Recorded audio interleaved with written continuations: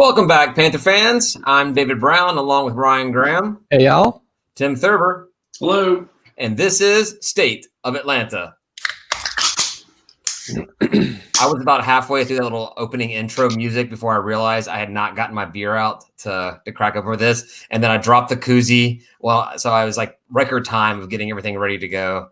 Wait, did you go get a beer and come back in that No, amount I've of got time? the beer. That would have been really some record time. Now, I have my as always, I have my trusty cooler of beer, but I just hadn't. Because I was impressed. I might have realized when you started talking, I didn't have a beer in my hand. Right. Yeah. That's a major issue right there. Yeah, it would have cut on. If I was going to get a beer, it would cut on, and you'd see the knocked over green screen and all of like our Christmas presents this year on the day bed behind me over here as I ran away to get a beer. But yeah, here we are, guys. Here the last show before Christmas. One last football game to talk about. Some basketball to talk about. It's been going pretty well. But how you guys feeling this week? Awesome, man. Feeling good. Feeling great going into this week. Excellent. Yeah. So big game on, I don't even know what day of the week. It's Friday. It's Saturday, right? We play on Saturday in the Lincoln Tree Bowl against Western Kentucky. We got Ross from the Towel Rack, Western Kentucky, I guess, site that kind of covers the Hilltoppers program and everything. He'll be joining us here in a little bit. He's wrapping up covering their basketball game right now against, I think, Tennessee Tech. As soon as that's over, he'll hop on and join us.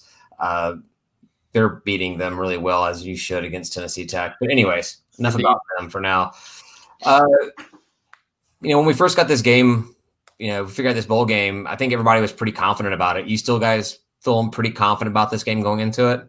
I mean, not super confident. I think it's probably a good matchup. I know that the Western Kentucky is not done so hot, but you look at the what the bettors are, the gamblers. Vegas. Yeah, you look at what they're saying, and I mean, they opened us up at 3.5 points, and it's moved to 4.5 points. I think I saw somewhere, so it's moving in our direction. People are confident in us, but not like super. Yeah, going into it, it kind of looked like that game that should be an easy win for us. And of course, there's no easy wins for Georgia State. But as I was getting ready for this and looking more into it this week or today, really, this Western Kentucky team, they're coming off of a 3-game win streak right now. That's 3 in-conference wins. Sure, it's not a winning record for them overall, but it is in their conference. And as history dictates, when we play a bowl game against a team with a losing record, we lose that game. So why are you even saying all this? I got to set the stage, right? Tim, how are you feeling about it? I feel pretty good. I mean, they're offensively, they're not so hot, right? Defensively, they're closer to us, I guess, as far as getting up total yards per game, but our defense is clamped. So our defense is actually clamped down, even though some of the stats don't show it, right? Some of our blowout losses or lots of points being scored. It doesn't show what we've done in the last few games. So I'm feeling pretty good about this game. I know the lines were favored. Fantastic. I think some of the losses or the wins they have are against lower tier Conference USA teams. So I'm not as concerned about this game. Well, let's go to the source himself if he's ready here. Hey guys, I'm hearing like a lot of like weird like static or something. I don't know what the deal is. Oh, that's just Ryan talking. He's sometimes I just like to breathe real heavy into the microphone. Just let me try to do this through my computer, see if that works better. All right, we'll get back to you here in a little bit then. Thanks. Awesome. Sorry. Great to have you. That wasn't weird at all. Well, you can definitely tell that we don't script our podcast at all. Hey, wait, make sure you cut this out when you do the editing, okay? Yeah, after I drink this case of beer over here, I'm sure I'll remember to do all that and get no it way he's going to correct. cut that out. I do. So, could you actually hear my heavy breathing through the thing? No, I was just saying that whenever you speak it sounds like static in my ears. Okay. That's when we're together in person or whether you're on the podcast or any other time. It's just like the Charlie Brown teacher kind of thing going on. Wah, wah, wah, wah. Great. Now I've got to figure out how to blur out images on YouTube. Oh, come on. It's fine. No, but you were talking about, Tim, what you were saying is, their wins are against some lower tier Conference USA programs. I did go back and look at the FPI or whatever ESPN does as their little ranking. And sure enough, they never beat any team that we're better than them, and we rank better than them in the FPI. So based off those numbers, don't play the game. Give us the rings. We've already won the Lending Tree Bowl, right? Hey, fingers crossed the team makes it to Saturday. Both teams, right? I mean, I'm Well, we seeing can bowls play- get canceled. We can Teams play wanna UAB if we have to, right? UAB can make a trip down there in a heartbeat if they have to. I mean, we've already put the logo up on the board, right? At the park. Yeah, like honorable. We're not honorable. Attendance record at the Lending Tree Bowl. Right there with our Cure Bowl attendees. Yeah, we were invited. Yeah. That's what would happen. Yeah, if this bowl game gets canceled, so we have attended the bowl game, won the bowl game, attended. Invited. This would be like invited, but the other team had the co-row and couldn't play. I know. Western Kentucky played the entire 11-game set on their schedule. So, I mean, obviously, I'm sure they had a 12-game schedule before everything began. But once the schedules got fixed up, they play their full 11 games without. I was going to say they must have had like an SEC team or something. ACC. Oh yeah, all right. SEC didn't play any opponents. All right, we got Ross back here. Hey, guys. Ross. Yeah, a lot better now. I guess all I had to do was use a computer. So how's everything in Atlanta, guys? Going well here. I mean, for the most part, got a little bit warmer today than the weather had been, so it's nice to get out a little bit. Nice. Yeah, I'm in Louisville, so. Awesome. I've been to Louisville a couple times, and I absolutely love it. It's one of my favorite places to visit. The 2 times that I've been there. Bourbon and horses, man. That's all we got. Yeah, that's actually one of the questions I had for you later on. I'll go ahead and say it now. What is a Western Kentucky tailgate like? Because in my mind, it's just a bunch of people pouring bourbon all over their faces all day long, and I want to do that. I want to be naked in a swimming pool, funneling bourbon all day long.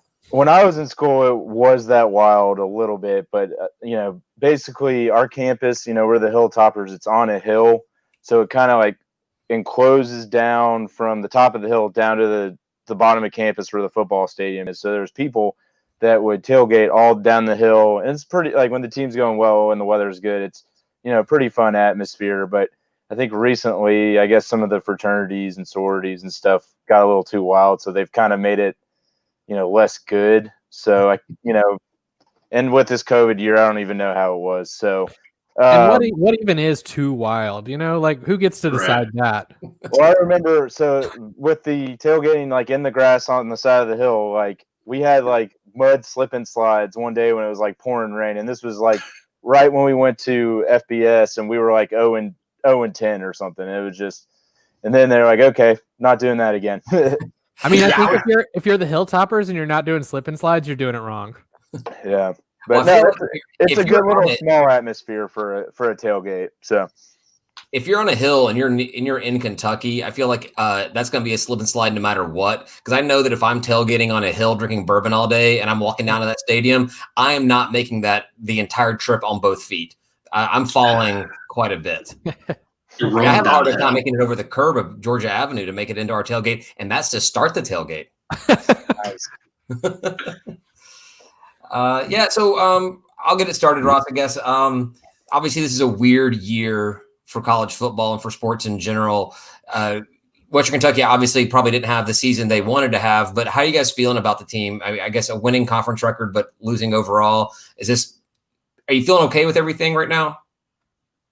I would say okay is the perfect example. I think, going into the season after going 9-4 last year, everybody had, conference title aspirations. Western lost their grad transfer quarterback last year and a wide receiver who was all conference. And, most people expected a little bit of a step back on offense, but it was probably 3 or 4 steps back. And really with the COVID stuff and everything else in the schedule, there's nothing went right to start the season. So, luckily, they've kind of rebounded, finished strong, and I think it's made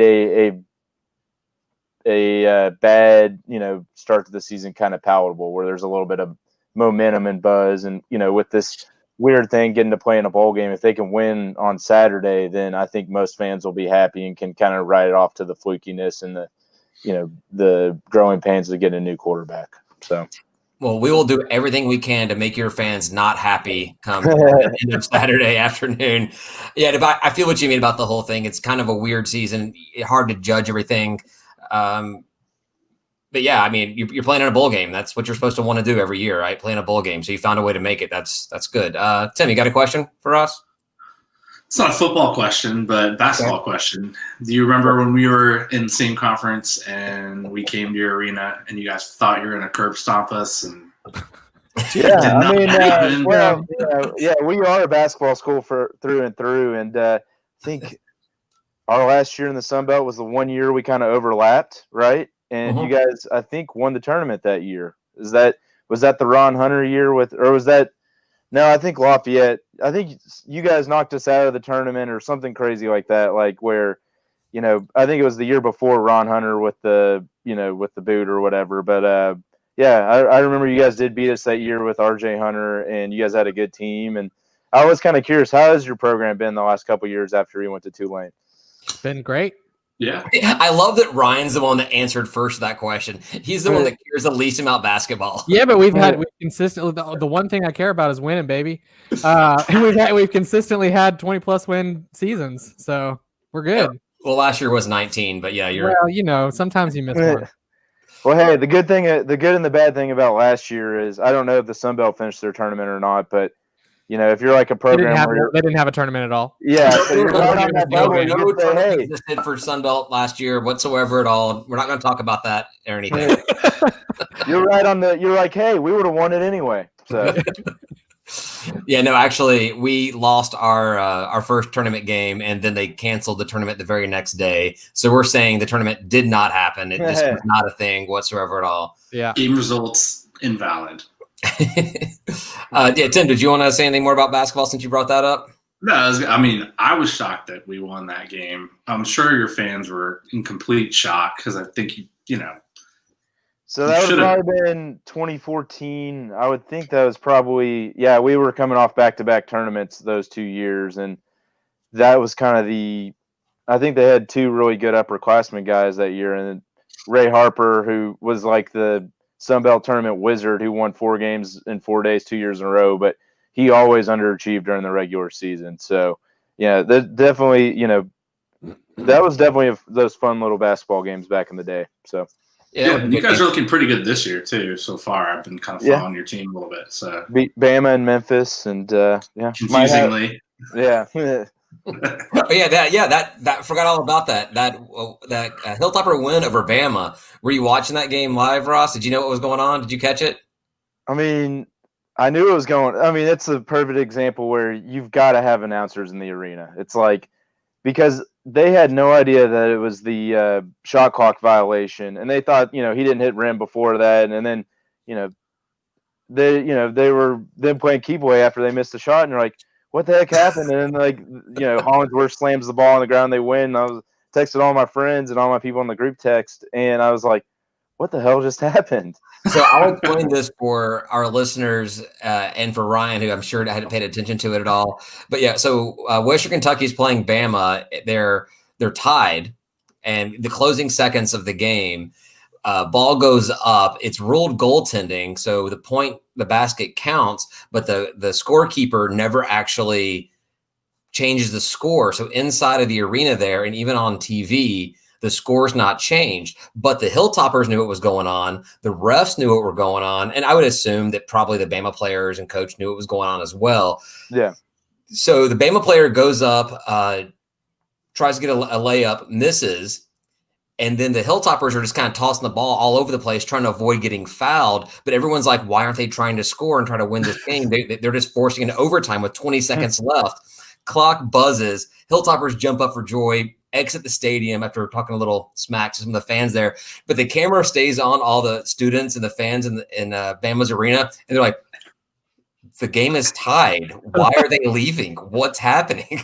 If you guys have some time, John Boy, the baseball guy who does all that, he has like a good little reaction video to the whole thing, and it's pretty hilarious. So yeah, I sent it to him actually just the other night. I was like, because he had mentioned me the game, but I didn't realize that it ended in that fashion. So that's actually, that's really good. Yeah, so good for you on the basketball. Speaking of that basketball in that season, I think it was the 2013 year because the year that we came into this or came back to the Sun Belt, because we were founding members after all, was Western Kentucky's exit their last year in the conference. And I was disappointed because I guess you guys left and Middle Tennessee State left and the South Florida schools left. And those were some of the schools I was looking forward to playing in conference in the Sun Belt. Well, Bowling Green, Atlanta is a really easy trip. It's only 4.5 hours or something, or 4 hours if you're going fast. So my dad actually lives in Bowling Green, so I've been up there now. I didn't go up there before that, but now I have. So I have a reason to go. There you go. So that year was our first meeting in football, our one and only meeting in the regular season. And Western Kentucky did win that year, but don't take too much pride or beat your chest on it. We didn't win any games that year. That's our 0-12 year. Yeah, we didn't have an elbow roll down though. Georgia Dome, right? Yeah, that's when Western had Petrino as the coach, the one season. So yeah. We were none too happy. I would say we're all Falcons fans here. We were none too happy to have Petrino back in that stadium after everything here. Thanks for bringing that up. I had completely forgotten about it. I had forgotten that too. Yeah, that was a wild ride. You got back at the Cure Bowl. So, what did you guys think of Petrino? Because obviously, I'm sure you know how we feel about him. I mean, I think everybody was just happy that he came. He did what he gave us an 8-4 season. We got screwed out of a bowl game because we were leaving the conference, and then basically he left a good successor who didn't, leave a dumpster fire afterwards. So, I think if you look at the Falcons, Arkansas, Louisville twice, Petrino always left a mess, and he wasn't on campus long enough to really do it. So he, I think he rubbed a lot of people the wrong way, but I mean, he kept the momentum that Taggart had going, and when if you want to relate it to modern times, they've made a bowl game since 2011. I think 8 out of 9 years. So, or been bowl eligible 8 out of 9 years since 2011. So for a program that has only been FBS since 2007, that's a big deal. So lucky you guys. You're the only team that Petrino didn't screw over completely. Thanks a lot. Yeah, you win. You win. You get the biker trophy. Well, living here in Louisville, it was I kind of grew up a Dual fan, and it was just they had their Lamar moment, but it was just so predictable that he was going to leave it in a train wreck, and it's Satterfield's still digging that out now. Like, he had a good initial year, but that guy's just an asshole. So yes, that is the perfect description of him. So what is been your or the fan base's take since moving out of the Sun Belt into Conference USA? At the time, I feel like that was a huge move for the program, but now we seem to we feel like that some of those schools maybe wish they hadn't moved. Where do you feel? I think there's definitely mixed emotions on it. I think specifically with the football that you guys have built there, I think you guys added some really good brands. And like App State, like Georgia Southern, like Coastal, I know, but and even you guys were, I think Conference USA kind of tried to do the same thing with metro markets, but instead of having proven programs, they went with Charlotte and UTSA and places that just had no history. So you guys have the Sun Belt's kind of been peaking, and like it or not, Conference USA is still a one bid league. So I think. With basketball, I think most fans are kind of when things don't go well and Conference USA is kind of a mess just with the TV deal and all this other crap, that most people sometimes pine for the old Sun Belt days when the Sun Belt's doing well. So, well, with basketball, the guys might remember that Ron Hunter was kind of pissed off that we moved to the Sun Belt because he wanted to be in the CAA because, like it or not, Sun Belt's a one bid league. Yeah. So we were kind of dealing with the same thing. But we've been pretty excited about the CAA got pillaged too. So it's just been crazy. Yeah. It's not the same thing that it was back then. There's quite a bit of talk, obviously, in the Sun Belt, forums and everything about, trying to poach a team from Conference USA to come back into the Sun Belt. Not saying Western Kentucky, but do you think that's even a reasonable expectation that the Sun Belt's at a position to take a team from the Conference USA?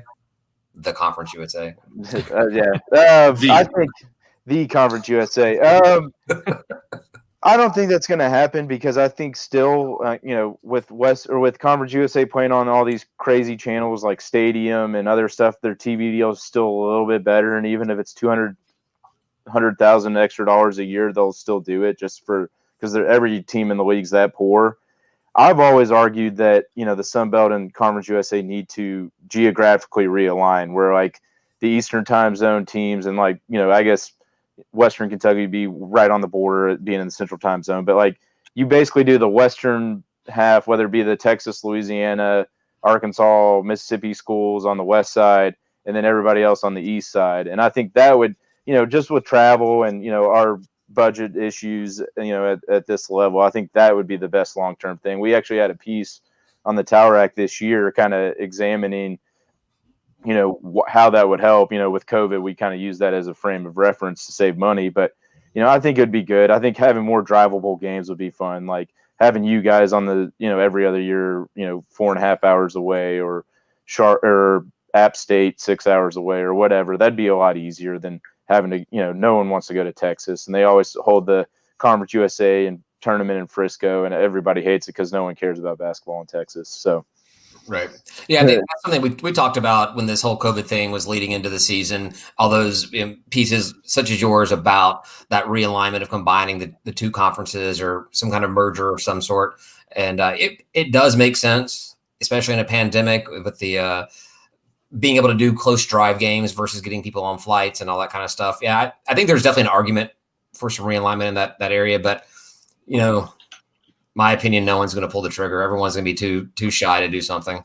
Oh, yeah. There's going to be 3 or 4 schools with self-interest and then the others that don't want to rock the boat. So, right. Yeah. Let's get back into the game coming up on Saturday. So I saw that this is kind of interesting. I was reading up about you guys today. Your offensive coordinator, Brian Ellis, will be play calling in the game, but this is his last game in that capacity, but he's not leaving the program. You've already hired a new offensive coordinator. What's going on? That's weird. So it's no, if you looked up the stats, it's no secret that the offense has really struggled in the 2 years with him at the helm. I mean, he was I'm grabbing a beer, so sorry. No, we'll never argue with you about that. Yeah, good call on the beer. Yeah, he was he was a Brom. I think he was the running backs coach when Brom was there when they won back-to-back titles, and Helton was Helton brought him back to be the offensive coordinator. He actually, that bowl game they had against Memphis, he actually called the plays, and they had a really good time. But whether it be not knowing the personnel or Sanford not leaving them some offensive playmakers, they just haven't ever gotten to the level of scoring that they need to, kind of where they were in the Brom area. The Brom era, they were scoring 44 points. Helton was offensive coordinator. He left after the first title. But, now they've really, ever since 2018, they've struggled to top 30 points consistently.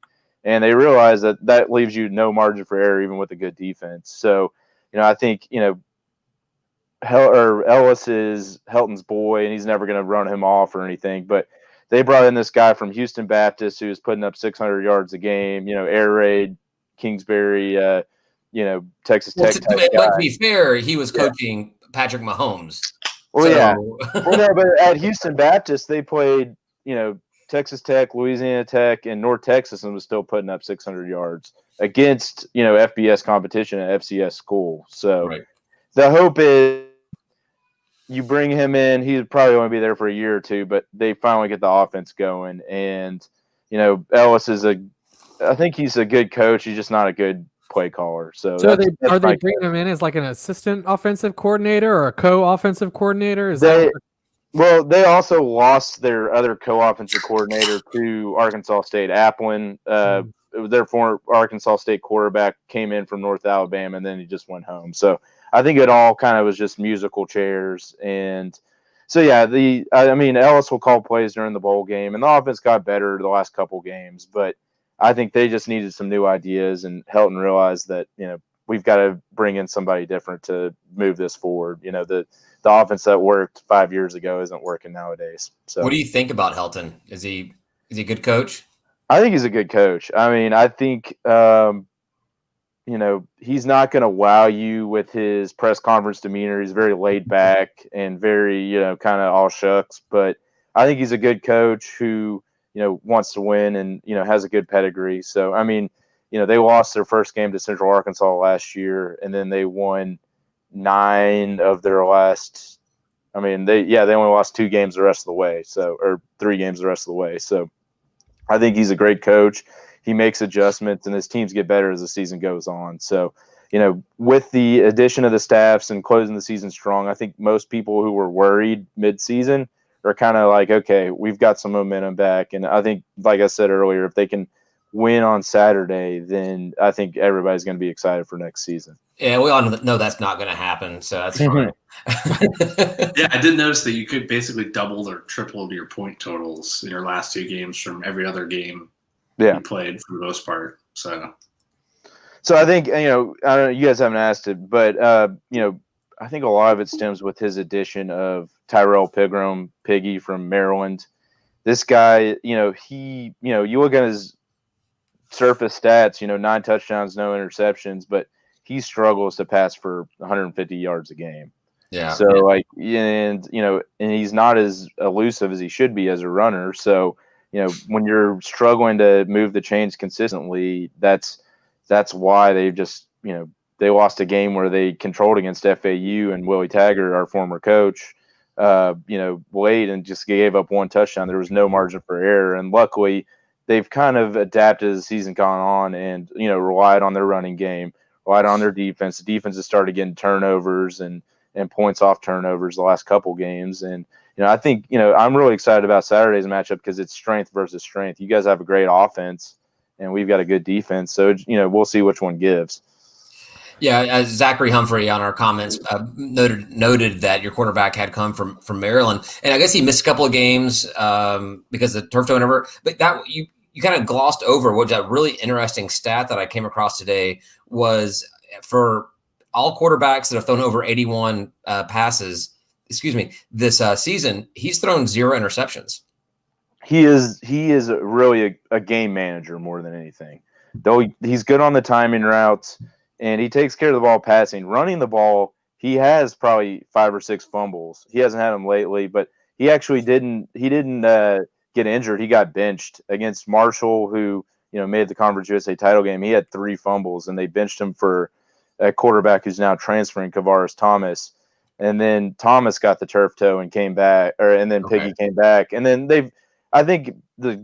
without the offseason, with the limited practices, they didn't know what they were getting with him, and now they've kind of figured out how to use him effectively as the season's gone on. Gotcha. Yeah. Tim and Ryan, you guys got another question before I get into my drinking stuff? Your drinking stuff? I always have drinking questions. Oh, all right, cool. Yeah, no, I'm good. No, my question was really not really drinking related, but it is because it's about game day experience. You guys expecting a lot of fans to come down? I don't know. I mean, they announced what the allotment's going to be. I didn't pay attention to it. But do you have some fans that think they're going to make the day after Christmas down to Mobile? I mean, I think we travel about as well as any Conference USA school does. I think we'll probably have a couple hundred, let's be honest. I think the day after Christmas, I mean, I have family in Pensacola, Florida, only a couple hours, and I even decided not to go because, just the hassle of it. So I expect maybe a couple hundred fans. How about you guys? I don't think any of us are going, right? I'm not going. I got Christmas the day after Christmas with my family, so. Yeah, no, the 3 of us aren't going, but there are a number of our fans that are going. I was tossing back and forth the idea. My wife gave the thumbs up on making the trip because it is only about a 5-hour drive, but yeah, that's not bad. But it's just, I mean, much like you, Ross, I feel like it's not this year. Any other year, probably in a heartbeat without even thinking about it. But did you guys go to the Cure Bowl in 2017? Yeah. I mean, I barely remember it, but I went.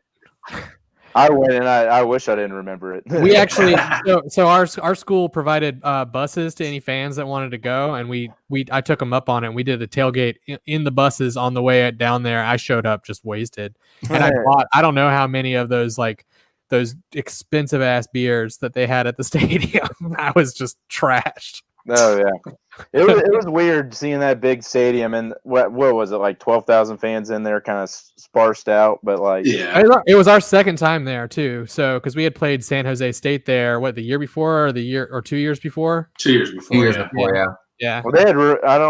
I think that was right before they remodeled it. I think it's supposed to be a lot better now. So. Oh yeah. Well, we can ask our stadium. we can ask our Coastal Carolina friends about what the stadium looks like after their bowl game when they go down there this year. So I thought it was nice when we went. I had a good time. The location was good. It was easy to get to, easy to get in and out of, and I don't know, the facility itself was pretty comfy. Didn't they play last year's Curve Bowl in the Orlando City Stadium? Maybe. Pretty sure they did. It'd probably be the smarter thing to play that in a smaller stadium. That's just my 2 cents. Oh yeah, Brian brought a cheese tray on the right. bus. Nice. Well, speaking of stadiums, how is Turner Field now as a football stadium? Center Park Stadium, sir.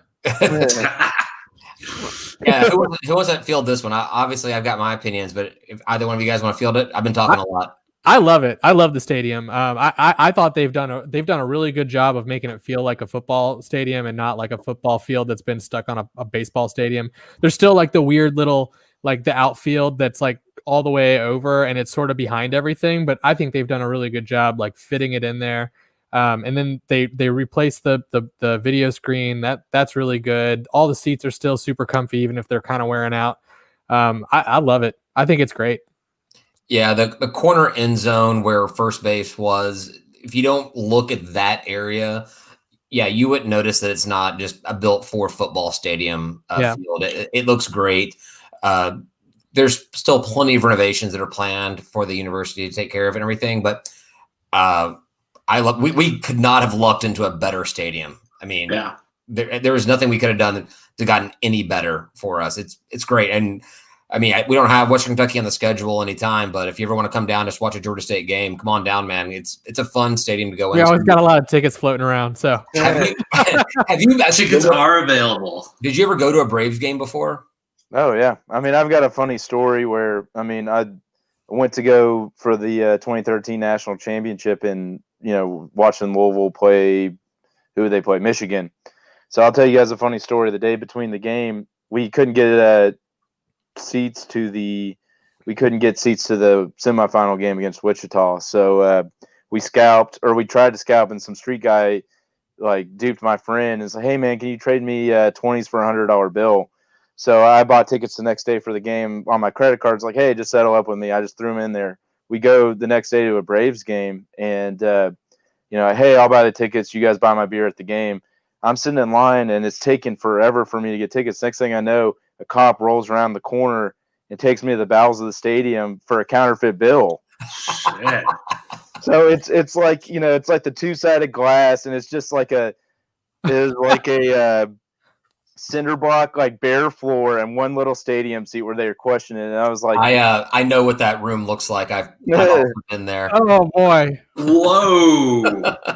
So long story short, they gave me a little slap on the wrist, and I was banned from that place for a year before, whatever. What? It's not like you did it on purpose. You were the victim.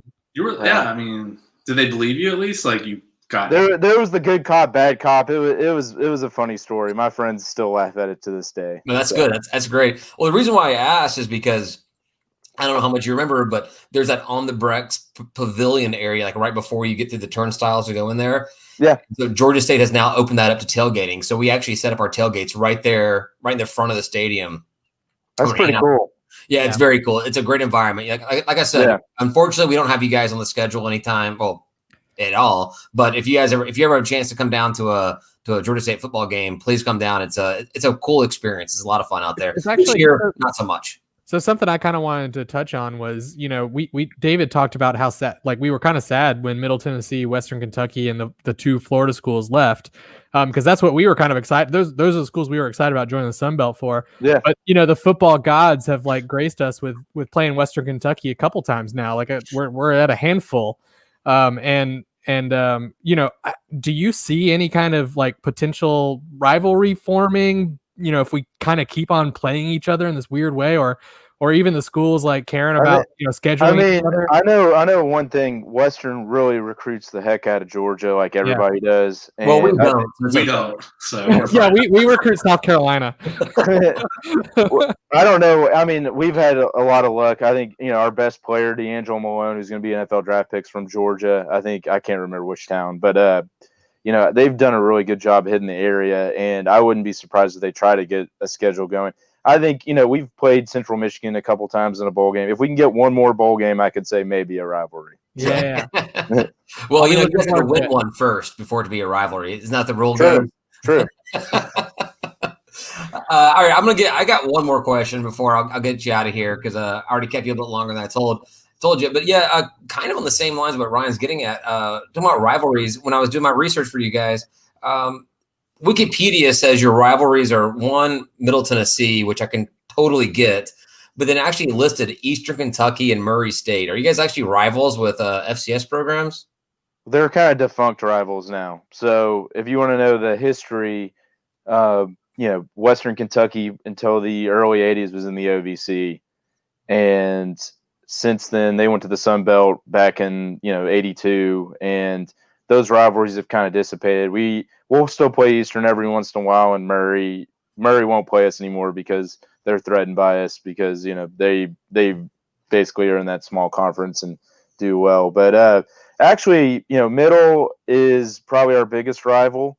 But my favorite rival is actually now Marshall because they actually have fans and they care. And there's been some really good games. I think, 2014, there was like a 67-66 like overtime game, and we ruined their perfect season. And they got us back in the basketball in the Conference USA tournament. So I think that's more fun because when you guys probably know, like if you have fans that care, even if like that school down south that you guys hate, it's a lot better than hating. That's how we refer to them. Exactly. You picked up on it early. early. Yeah, I was about to say, like, what a great dig on Tennessee to say, they're a rival, but we prefer to have a rival where the fans care about it. That's what a great dig. I love it.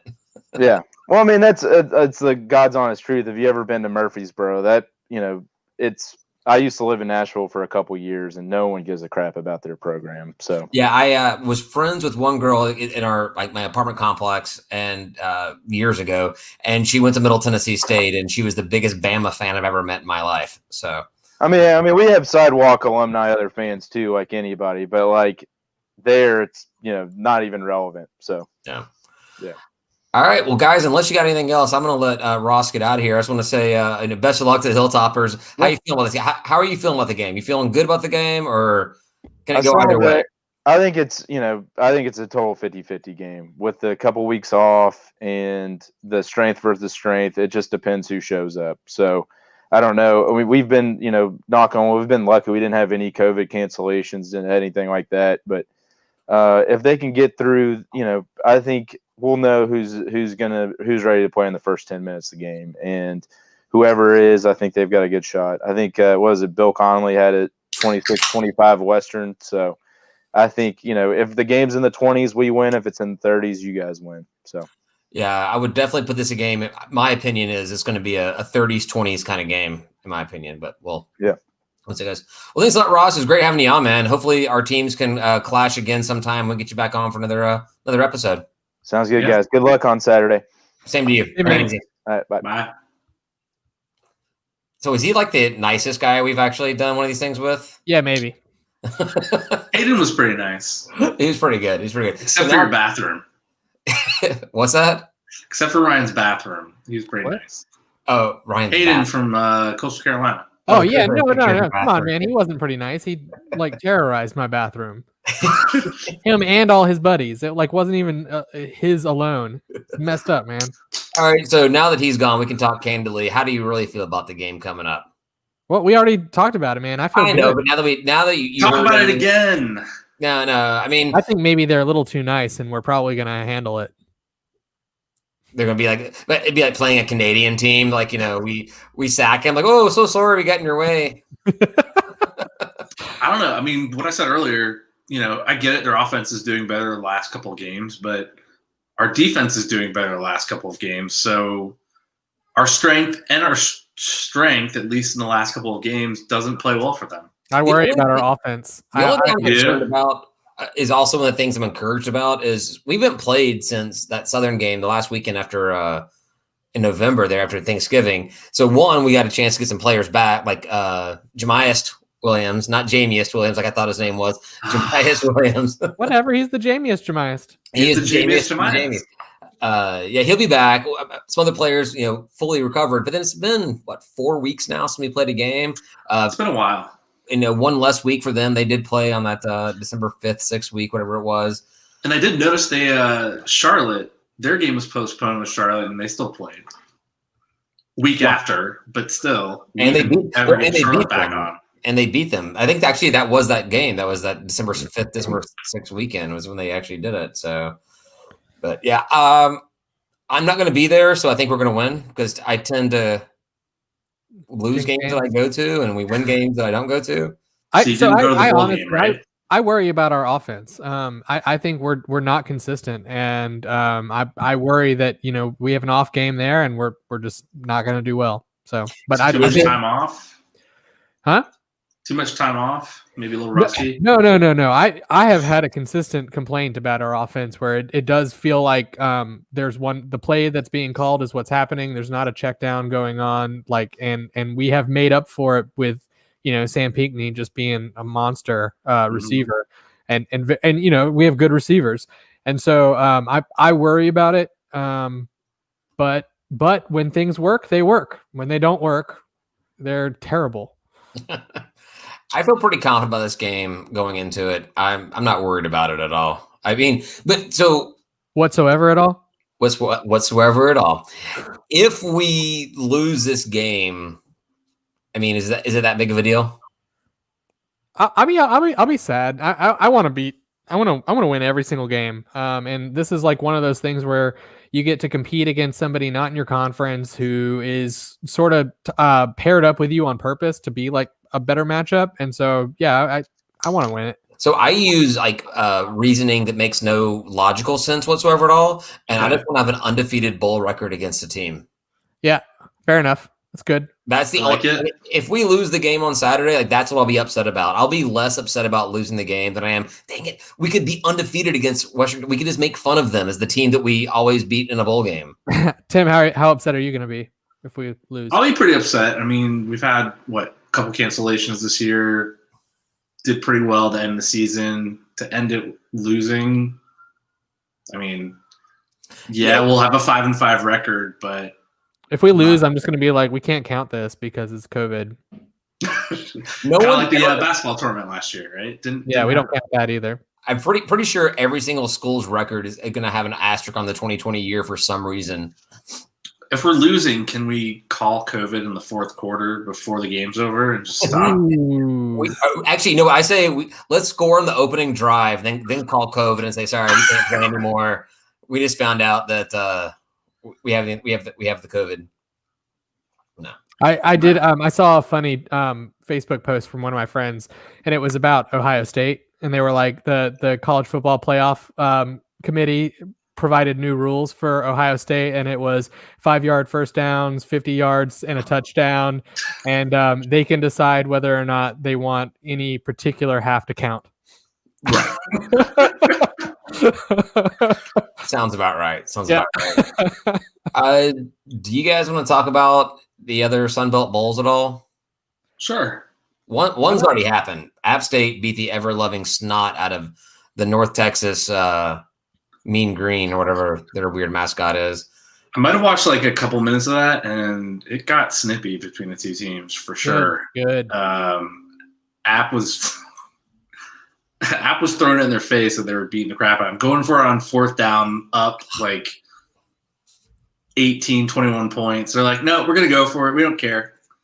It was 4th and 6 or something. They were trying to show how much better of a team than their record is, right? That's what they were trying to do. There's no, we're still App State. We're still going to move the ball at will because that's who we are. Screw those guys. Although it didn't work the time I watched it, so... Yeah, I like it when games get chippy. I think it gets better. I'm into it. I like chippiness to an extent. I don't like the throwing your weight around type thing. Like when we played Penn State and they iced the kicker going to keep it. That's not chippy. That was messed up, man. That was dick move. That's just being dick move. That's just it's a dick move. So I feel like the same way a lot of times when you go for it on fourth down when you're already blowing them out, winning the game. I'm not a fan of that kind of stuff. But I don't know, man. Don't take your foot off the accelerator, right? I mean, a lot of teams have done that, and the other team comes back. Well, that was the curse of Ron Hunter, right? Like we would be up big in basketball games, and then like we go to the 5-minute drill. Like just I don't know if there's such thing as a 5-minute drill, but you're up so big now. It's like run the clock down, and we would just lose the game. Which I think that's what Ross was talking about that season where we were up big against Lafayette and took the gas off with 5 minutes to go and lost the game. Yeah, I don't know. I guess it's a game. I'm okay with snippiness and until we get a penalty. Until it starts impacting us, I don't like it. I mean, like I'm pretty sure in the Southern game we've gotten some penalties based on how our players acted. Maybe throwing a punch. Hey, we got away with some punches. We didn't get any penalties, so yeah, that's fine. Even take a penalty or two. It's going to be 500 team next year. You heard it here first. John Weaver predicts. Someone write it down. John, but, like honestly, when is John ever wrong? Doesn't happen, y'all. Yeah, well, John, does that 500 include a win or a loss against Georgia State? That's the question. I say win. Georgia State win over App State next year. If they're 500, we're getting our win. Wait, why don't we just ask John? John, will we beat App State next year? I think we run the East next year. Honestly, I think we run the East completely. It's gonna be Coastal and Georgia State going at it for the East Division. No, we're not going to go at it. We're going to beat them, and then we're going to embarrass Lafayette in the championship game here at Center Park Stadium.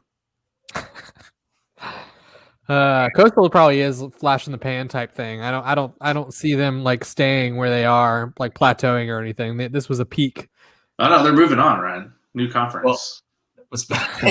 Speaking of Coastal, yeah. So they got blessed with the Cure Bowl, and their fans are so upset. Why? It's the best bowl. Yeah, the Cure Bowl's great. Who are they playing? Liberty, your best friend. Ah, God, I'd be pissed too. If I would have thought you would have asked me the question, I would have found a way to answer it better. But I was so excited that you asked the question. I just kind of splurted it out. I feel like you're gonna put us with this shitty independent team that can't even like. I don't know, man. They gotta buy their way in. Like you baited that well, David. So they're completely upset. They're an 11-0 team who flaked out of their conference championship game. We'll talk about that in last call because I've got some opinions on that. Yeah, but, they're playing a 9-1 team. It's not like you're making them play a 3-4 team. You're playing a 9-1 team. You're playing a team that played well this season. But it is an FCS team, so there's that. Yeah, Coastal fans have gotten way too uppity on their stuff. I think Barstool GSU tweeted out that their Coastal fans are they're acting like App State fans with Monroe's record. I saw that tweet. Yeah. What other game we got? We got Southern and La Tech playing. Oh, two of your favorites. That's tomorrow. That's in tomorrow. Your favorite place. Yeah. This is the weirdest matchup. There's everybody always jokes about having like the meteor hit someplace or like the stadium explodes. Like we're talking about a Louisiana team in New Orleans versus Georgia Southern. Yes. Yeah, the dumpster fire bowl. Got it. Yeah, you don't want anything to pause, but it's tomorrow at 3:00. I'll not tune in because I don't want to give them that one extra number of rating. Rating? Is that the? They need that rating, man. They love ratings. Let's see. Then we got our game, and then the First Responders Bowl, which, as we were talking about before we got started here, you guys are all getting tired of the unsolicited stick pics of people getting their vaccine. Yeah. If there's any bowl game that's going to have commercials of people getting stuck with the vaccine, the First Responder Bowl is probably going to have a bunch of that. That's yeah, I bet. All right. Next. All right, so Justin's asking a question. Does my hate of Southern override your hate of the state of Louisiana? I don't know how to answer this question. I mean, I'm intrigued too. That's a David answer. I don't.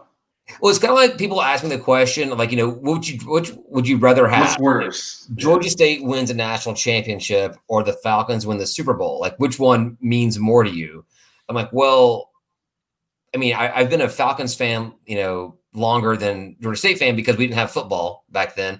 But if Georgia State wins a national championship in football, that's a way bigger accomplishment than one of 32 teams. That would be nuts. That would be nuts. Yes, I've got to go with that. So yeah, I'm going to go with my hatred of Southern overrides my hatred of the state.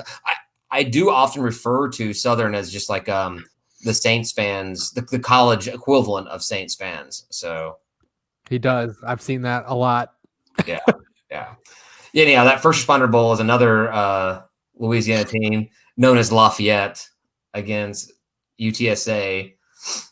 Oh, that's fun. Okay. Where's that at? Is that the First Responder Bowl? I don't know. Dallas? I don't know. What I wrote some, what did I say about? I wrote some notes about this game. One because of this dude. Is San Antonio any good this year? 7-4.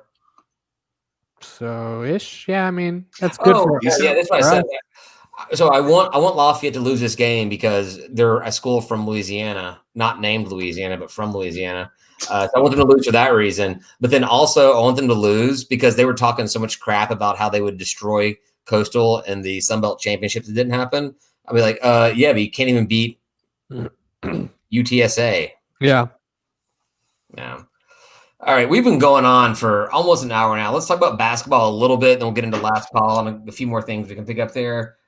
Unless you guys have a problem with that. All right. Let's go. Nope.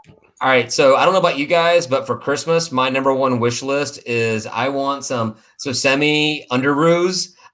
This guy is the best basketball player that we've seen play for Georgia State. Multiple double doubles. He's at second double double of the season, but double double last night again against Charleston. Yeah. So Semi is the most fun player to watch on that team, maybe since RJ or Devontae White or something like that. Like he is Ryan Harrow. Yeah, fun guy to watch. No, I think he's way more fun to watch than Harrow was. Harrow was probably one of the more fun players to watch. He did some circus shots. You got he did. I was thinking of Hollowell. When you said Harrow, I was thinking of Hollowell. Yeah. Ryan Harrow was a blast to watch, probably better than Devontae White. But yeah, Semi is so much fun to watch because we've talked about for so long about, especially under the Ron Hunter scheme, was rebounding doesn't matter, and we're like, yeah, but if you had taken Semi and you would have put him on some of these Ron Hunter teams, I mean, like we could have a way different. We had a great history, a great record, a great run under Ron Hunter. But man, this is awesome. Having Semi in there, he's changing the games. Rebounds are a nice thing to see on Georgia State basketball. It's weird. I like it. We need more of it. Lots more of it. So, with that being said, we had 3 games since our last show. We had the rematch against Mercer, which we won. Nice. And I mean, we won by 7, but it's one of those kind of basketball games where a game was by 19, right? At some point, 16, 19, somewhere up there. Yeah, we were up big, almost 20 or maybe more in the first half. Winning by 7's a lot. That's good. Yeah, but that game was close. All right. That game was close the entire time. Well, after we let them come back, and we were up by 20, 22 or something. We let them come back, and we in the Georgia State way, but we won. Yeah. I don't know about you watching the game. I was like, man, I feel like they're going to come back because that's just the Georgia State way. Yeah, exactly. We're not going to put the pedal to the metal and push it up to 30 or 40. We're going to make it fun and exciting for everyone, i.e. anxiety-ridden. Yeah, by letting them come back, which we did. Taking years off your life. Then we had Carver, who we were supposed to obliterate, and we only won 122-57. Jesus, that's it. Well, before this game, the most points they'd scored in the game was 59 points. We gave up 57. I feel like did the fans play maybe at the end? No, actually, they were pretty close at the beginning. Like I actually posted a picture on Twitter. The game was we never trailed in the game. I mean, outside of maybe the first basket, I don't remember how that far back, but like we were keeping it within. Like they were keeping within like 4 to 8 points there in the first half. And then I posted a picture on Twitter. There was a full swap. We had 5 guys sitting down there waiting to be swapped in. Like we were doing a complete change. It wasn't like we're going to put one more guy in. It was a full swap. And I think that's when Coach Lanier was like, all right, guys, let's get serious about this. And from that point, it got better, but we still gave up a lot more points than some of the teams Other teams. some of the other teams they were playing were only giving up like 20 or 30 points to Carver. So anyhow, we're being charitable. It's fine. And the school only has like 60 people enrolled in the campus, so we were playing a quarter of the enrollment or something. I don't know if that's true. Someone told me that. Yeah. Then finally, Charleston last night, which was a win that looks like it was a 20-point, or almost a 20-point win, but solid win. Well, was it a solid win? I mean, we never trailed in the game. 72-55 is pretty solid. Yeah, but that 17-point difference came in the last couple of minutes. It was a closer game. We did let them come back. So I don't know. For me, I guess my kind of point that I'm trying to make is last season when we were doing so well, we all talked about how, we've had some miscues here under Coach Lanier's team, but we've got these new guys coming in. This next season is going to be something magical. And outside of Susemi, who is magical, I'm still biting my nails during every single game.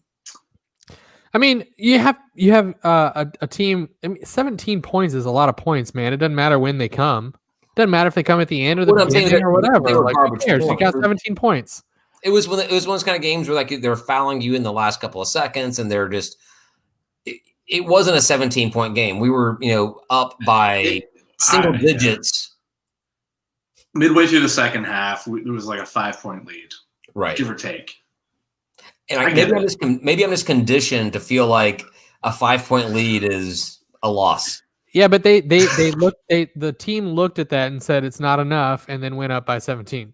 Yeah, because Sosame came out there and he got the guys together and he rallied the troops. Well, they just decided, they were like, this isn't cool. We got to fix this.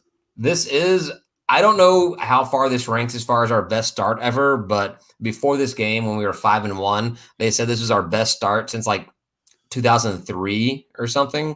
Nice. So this is our best start in like 20 years ish. Well, Ron Hunter always started slow, right? We always complained about that, where like we would start sluggish. We'd lose our out of conference games and then get into the conference and start dominating. We're like, what happened? What is this? Yeah. Yeah, so I'm excited. I'm still excited about this season. I'm not trying to be a downer, but I'm excited about the season.